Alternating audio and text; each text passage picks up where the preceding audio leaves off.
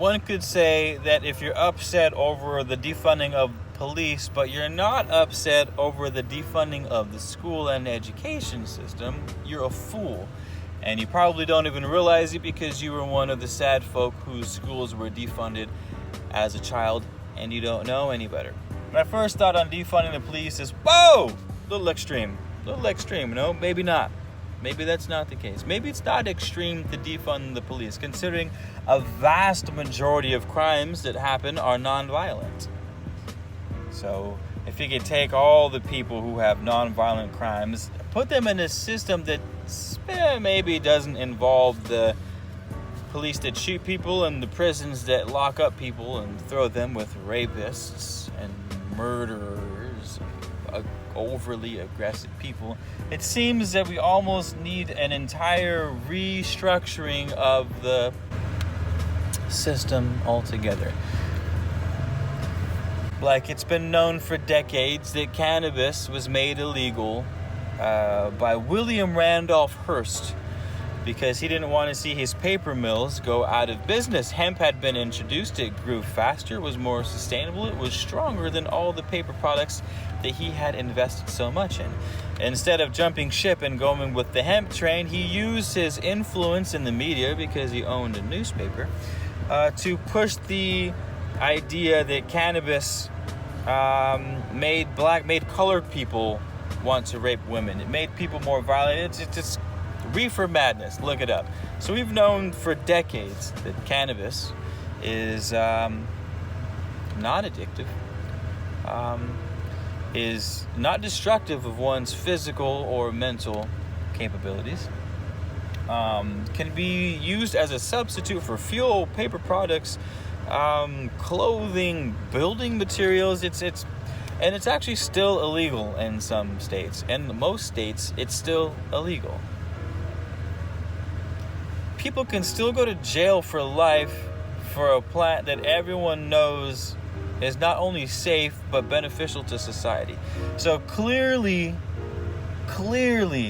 we need a massive reorganization, a massive restructuring of the goings-on in the world when it comes to the justice system, when it comes to the police state, when it comes to the overfunding of police and the defunding of education, because it could be said that ignorance is the bane of society, that ignorance is the reason why people don't understand one another, that ignorance, that pure flat-out willed ignorance, even worse than ignorance, but willed ignorance, will be the downfall of humanity.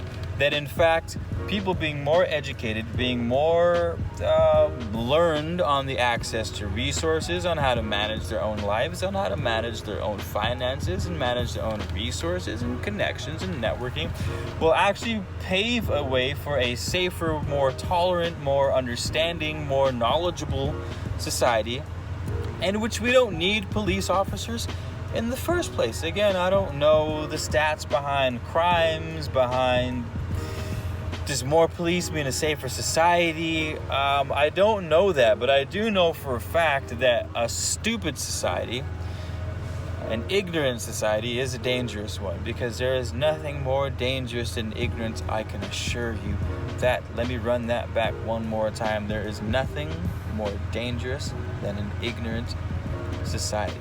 A society fueled by the self-righteousness of dumbass sheep that do nothing but follow, have no thoughts of their own. They have plenty of thoughts that they think are their own. And we have a whole goddamn society filled with people who believe they are acting of their own volition, who believe they're acting of their own intuition, who believe they're acting of their own thought.